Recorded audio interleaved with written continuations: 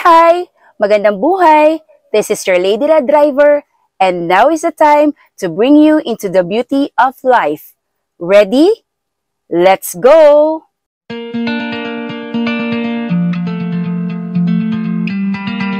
We are here on the first episode of Lady Learns.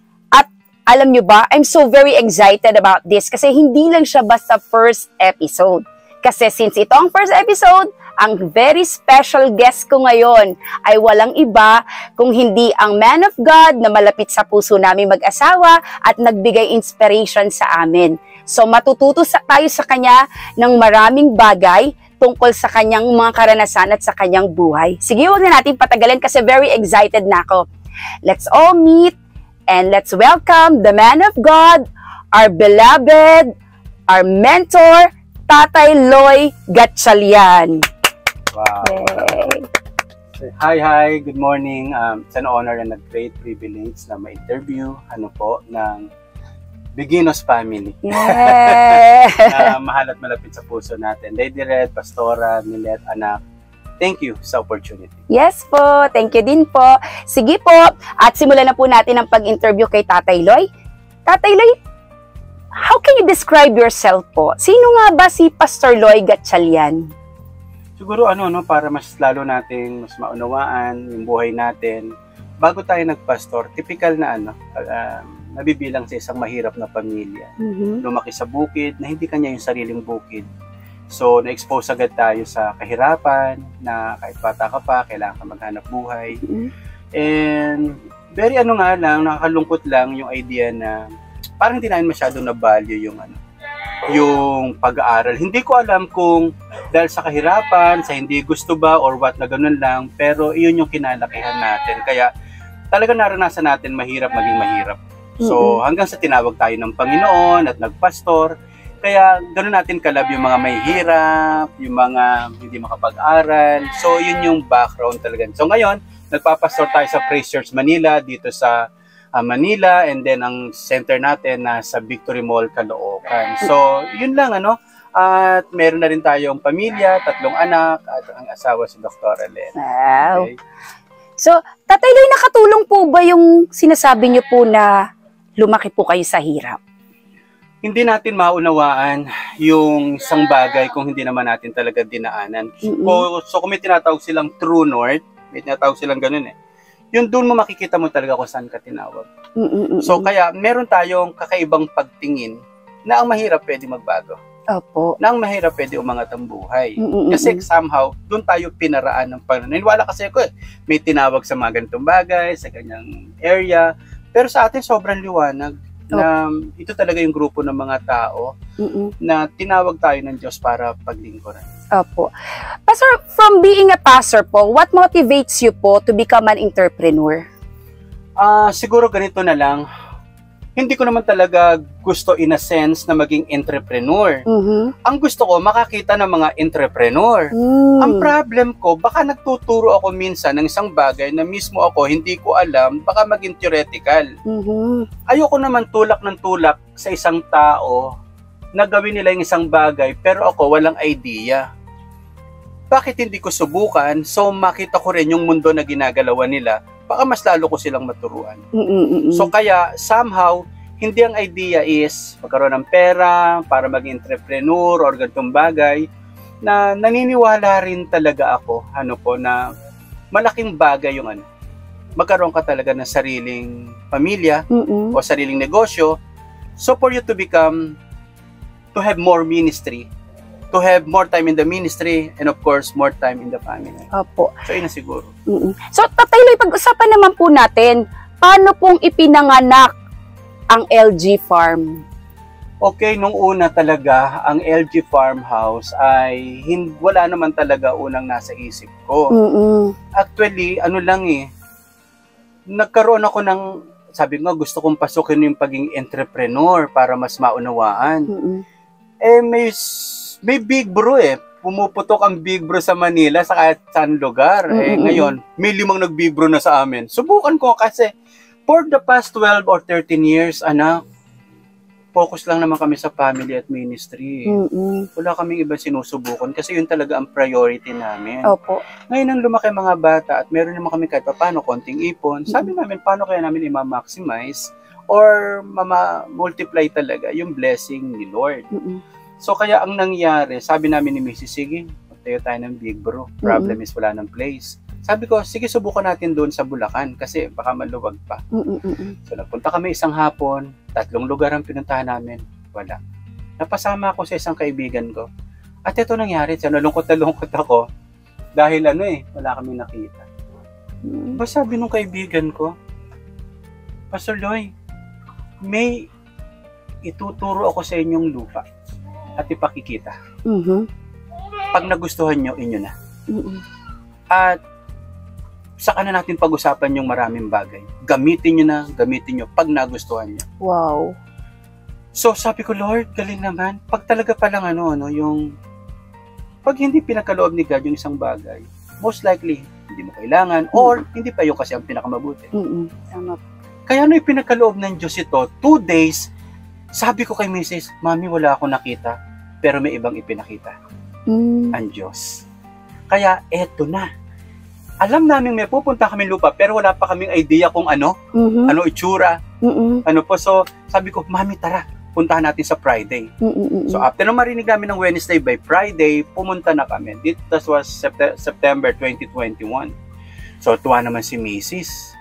Ngayon, bago kami pumunta sa lugar, Mami, bili tayo ng mga prutas. Bakit? Bigay muna natin sa mentor natin kay Tatay Rafi.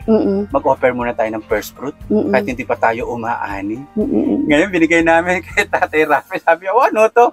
Tay, may pupuntahan po kami lupa Tataniman namin ng mga halaman pero bago pa tumubo, eto muna po yung bunga. Advance! So, in advance. So, eto na nga, nung pumunta na kami dito, from Plaridel, Sipat Plaridel to Kalumpit, mga around 15 minutes. Pagkatapos, nung pumunta na nga kami, nagulat kami, may gate na. Wow. Pagkatapos may bakod. Wow. Pagkatapos, nung pinakita, 1,000 square meter. Sabi niya, ito na po yung lupa. Nakakatuwa. Although kahit napakarami pa niyan tambakin, parang barren talaga. Natutunan ko yan sa sa mga pinag-aaralan ko. Ang ibibigay ni God sa iyo, yung hindi maganda na pagagandahin mo. Maliit na palalakihin mo. Kaunti na pararamihin mo. Kasi walang negosyo na magbebenta ng maganda na. Dodong Kakanando's principle. Kung maganda yan, sira ulo nila. Ba't nila ibebenta? Kaya si Manny B. Pangilinan, ang kinukuha niya, mga papalugi na iaangat niya muli. Kaya nung nakita ko, wow, eto na yun. So sobrang tuwan-tuwa tayo. Hanggang sa ang unang naisip ko, aralin ko muna.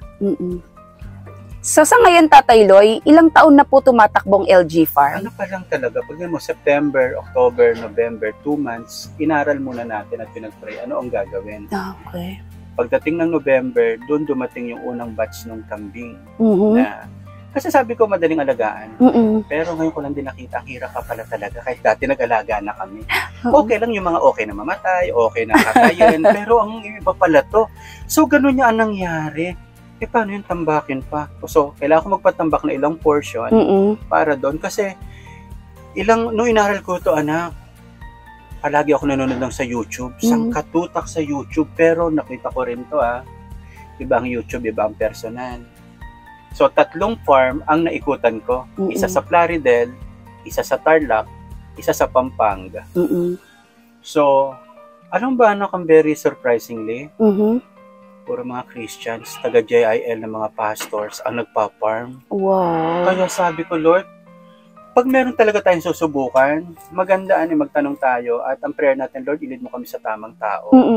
Kasi yun ang magsasabi sa iyo ng mga bagay na kailangan mong gawin. So, eto na nga, dinevelop natin, unti-unting pinatambakan, portion by portion, hanggang sa yun nga, naka-acquire na tayo ng mga kambing at patuloy pa rin inaaral. Basta, kinukwento nga sa inyo kanina, sa sobrang gusto ko i-maximize, nilagyan ko ng kambing, manok, bibe, lahat, pati ata dinosaur, gusto ko nang Yun ang isang lesson, ano? Minsan, pinatakbo tayo ng super excitement sa puso to the point na kaya ba nun nag-aalaga? Maalagaan ba talaga? Nasaan ba talaga yung focus? So, nasa learning process pa rin ng LG Farmhouse.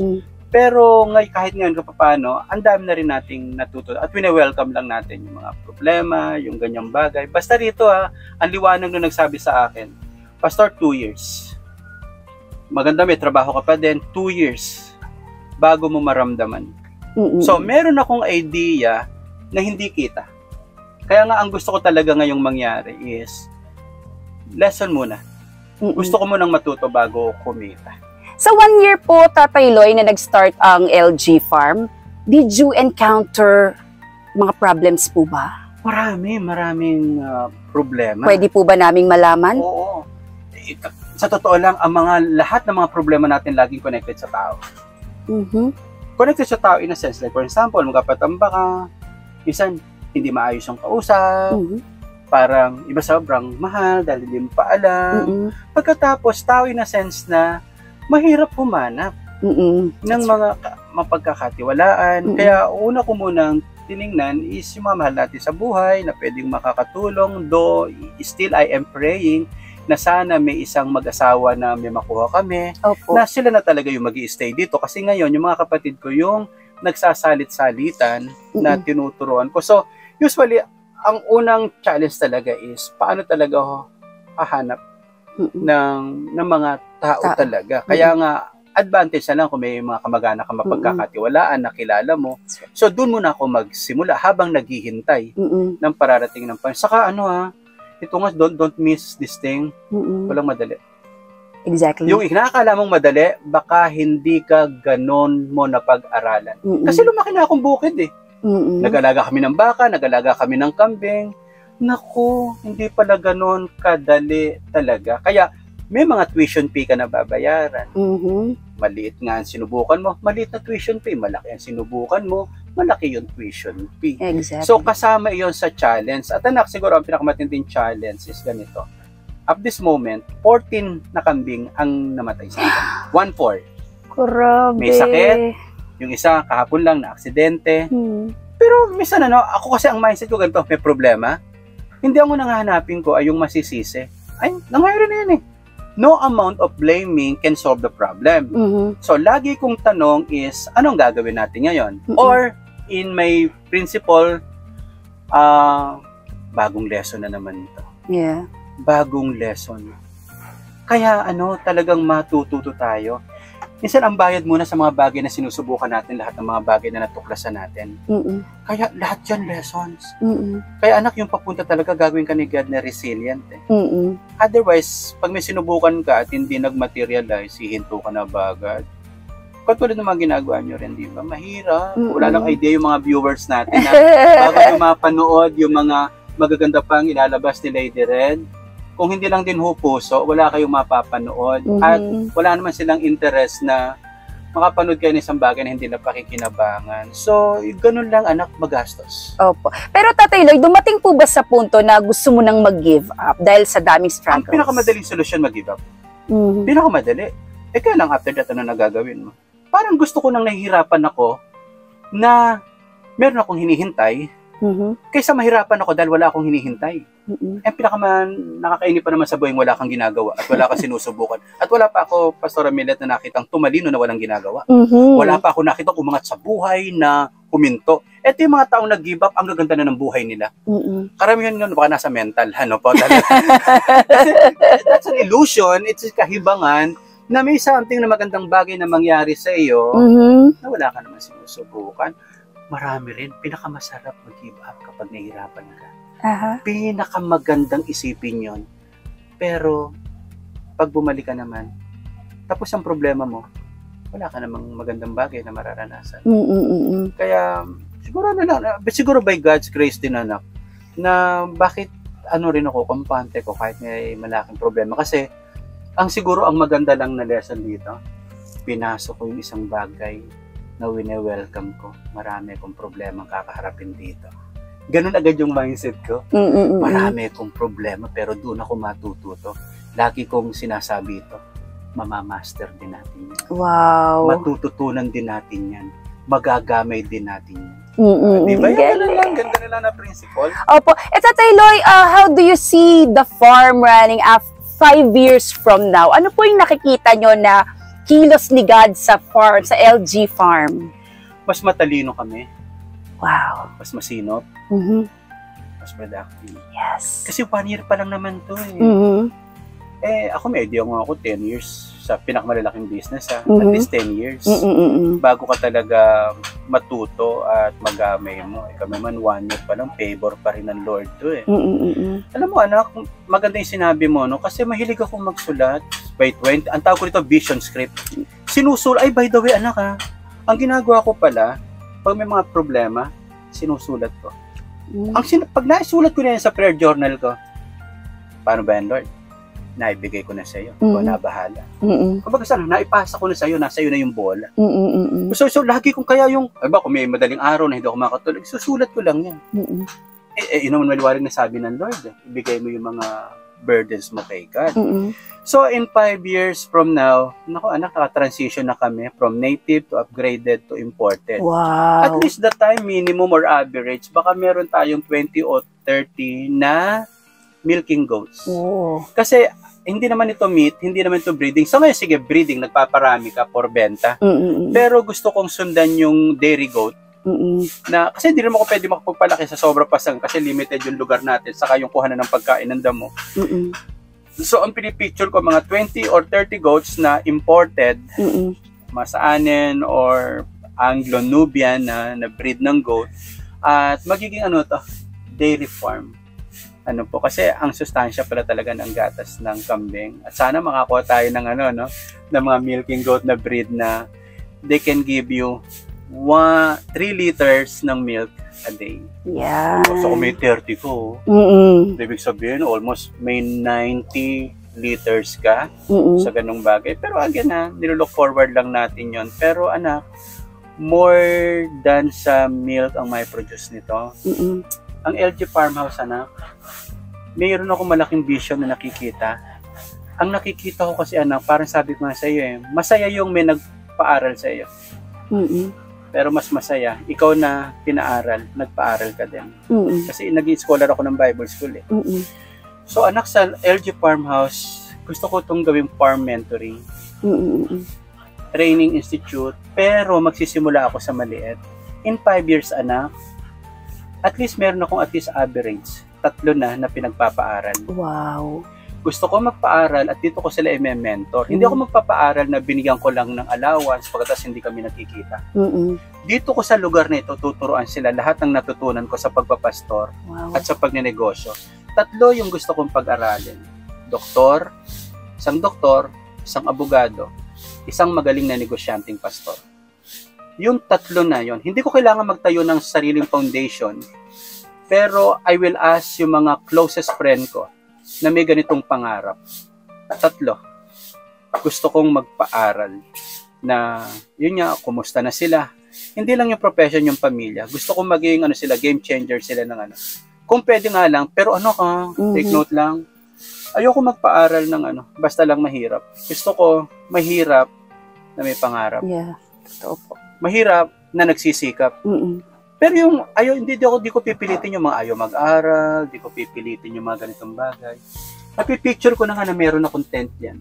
Doon lang kami, kahit once a month kami mag-meet. Pero anak, in 3 to 5 years, marami na siguro ako mga farmers na matuturuan ng mga sinubukan natin. So, again, ito, LG Farmhouse is, hindi lang ang i-cultivate natin halaman at mga hayop, kundi yung galing at husay ng mga nasa kanila pero hindi nila alam pa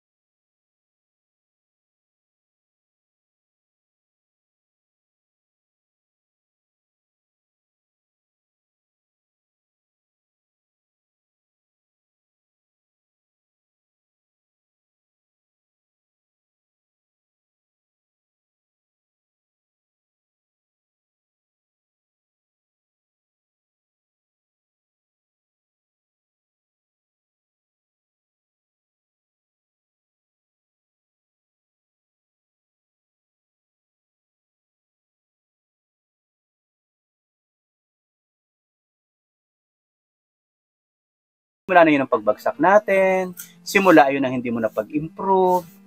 Mag-aral. Ang dami pang dapat matutunan. Shoutout ko lang, kasi gusto kong thank you for Department of Agriculture, Region 4 and Region 3. Yan ang mga unang tinanong natin. Sila yung nag-connect sa akin sa mga farmer na pwede kong pagtanungan. Kaya yung mga tauhan po sa Department of Agriculture, Region 3, especially si Sir Vorn, Devorn, thank you. Plus, thank you rin kay Sir Colonel Pastor Roger Austria ng Rogers Austria's Farm na nagturo sa amin ng mga basic. At thank you Sir Randy Valerio.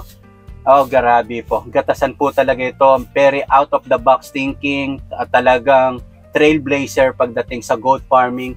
Sir Randy, thank you so much for all your impartation at hindi ko po sasayangin yung mga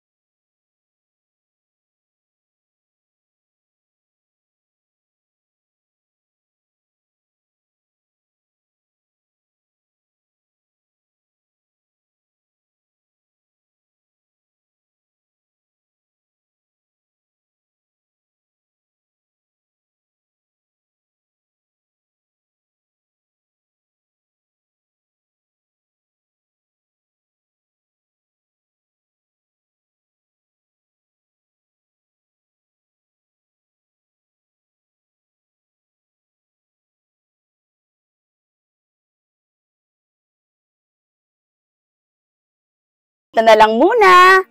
And sabay kami ni Tatay Loy. Tatay Loy, ganito po. Bye-bye! Paalam! Yan. Okay Sige, sabay tayo, Tatay Loy 1, 2, ready, go! Bye-bye! Paalam! This is your Lady Red Driver and Pastor Loy Gatchalian saying, have a nice day and God bless you all. Bye!